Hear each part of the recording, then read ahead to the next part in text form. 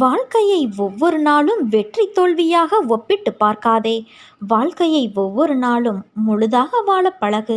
வெற்றி என்பது தானாக வந்து சேர்ந்து கொள்ளும். வாழ்வதற்காக பிறவியெடுத்து வந்துள்ளாய். முழு மனதோடு நாட்களை வாழ்ந்து கடமைகளை செய்து கொண்டு வா.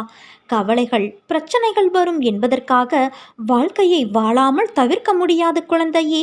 உன் மனம் எதையாவது ஒப்பிட்டு பார்த்து உனக்கு வேற்றுமையை காட்டும். ஆனால் உன் வாழ்வில் நான் இருக்கும்போது எந்த துன்பமும் உனக்கு வராது. நேர்மறை எண்ணங்களை ஒருபோதும் கைவிடாதே.